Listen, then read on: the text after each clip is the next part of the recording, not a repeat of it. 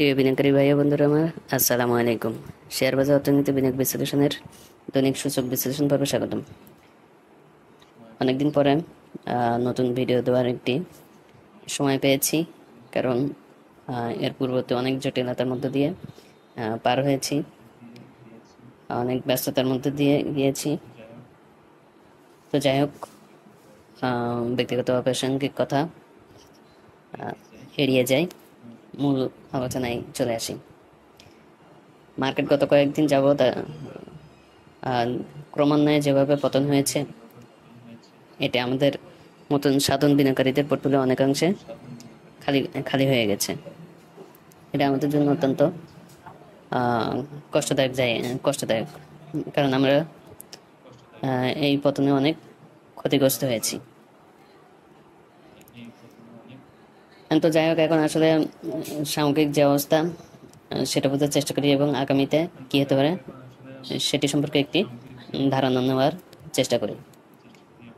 তো আজকে যদি দেখি 5.37 পজিটিভ হয়ে মোট সূচক দাঁড়িয়েছে 5,094.70 টাকার পরিমাণে লেনদেন হয়েছে 355.4 কোটি, যা গতকালকে থেকে প্রায় 123 কোটি টাকা কম।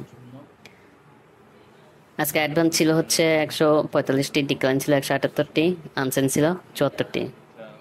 অর্থাৎ বলতে গেলে বায়ার এবং সেলার দুই পক্ষই উইন পজিশনে ছিল। কিন্তু তারপর যদি দেখি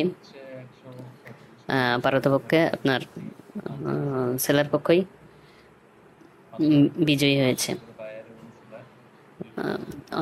এবং বাজার কুচক্রী মহল বরাবরের মতন বিজয়ী হয়েছে। আজকে বলাকে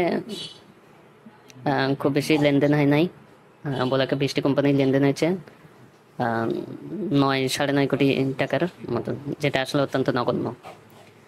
আজকে এই ক্যাটাগরি শেয়ার মোট লেনদেন হয়েছে 105টি, ডিক্লাইন ছিল 81টি, আনসেন ছিল 35টি, আর বি ক্যাটাগরি শেয়ারের ট্রেড হয়েছে 81টি, অ্যাডভান্স ছিল 24টি, ডিক্লাইন ছিল 44টি, আনসেন ছিল 13টি। জেড ক্যাটাগরি শেয়ারে 95টি কোম্পানির মধ্যে 16টি অ্যাডভান্স ছিল, ডিক্লাইন ছিল 53টি, আনসেন ছিল 26টি।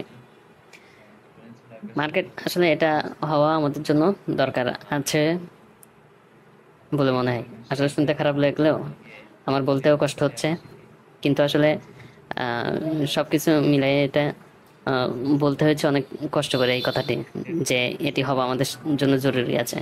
কারণ এই জন্য বলেছি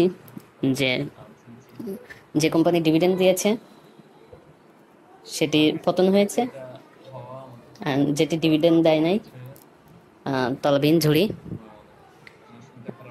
সেটি দর বৃদ্ধি হয়েছে, আর তাতে আমাদের সম্পৃক্ততাও ছিল। কেন হবে এই বিষয়টা, কেন সম্পৃক্ততা থাকা লাগবে আমাদের? এখন এইগুলাতে ধরা খেয়ে যদি আমরা তখন বলি যে কুচক্রী মহল এর জন্য দায়ী, এটা কি আসলে কি তারা দায়ী, নাকি আমাদের নিজেদের ভুল সিদ্ধান্ত, আমরা অন্যের দ্বারা প্রভাবিত হয়ে ক্ষতিগ্রস্ত হয়েছি? এটাও আমাদের আসলে বিবেচনা করতে হবে। এগুলো আসলে ক্ষুদ্র ক্ষুদ্র বিষয় বলে কথা না, এগুলো অত্যন্ত গুরুত্বপূর্ণ বিষয়। এগুলোকে আমাদেরকে অত্যন্ত সচেতনভাবে প্রতিহত করতে হবে। যাই হোক, যদি মার্কেটের দেখি, মার্কেটে যদি আমরা কি বলে সামগ্রিক সূচক দেখি, সূচকের অবস্থান দেখি, তাহলে আসলে বলবো যে মার্কেট যেখানে আছে, যে অবস্থানে আছে, এটি মানে পতনের মধ্যেই আছে। মার্কেটে এখনো যদি বলি সাপোর্টের নিচে আছে। কারণ যদি মার্কেটে সাপোর্ট খুঁজি তাহলে বলবো যে মার্কেটে সাপোর্ট আছে আপনার 5,100 থেকে 5,173, এটুকু অঞ্চলকে আমি সাপোর্ট হিসেবে ধরবো। কিন্তু 5,100 থেকে 5,173 এই অঞ্চলটুকু আমি সাপোর্ট হিসেবেই ধরবো। এর সাথে আমার সাথে অনেকে মতের মিল না হতে পারে, সেটা তাদের ব্যাপার, কারণ এক একজনের দর্শন এক এক রকম।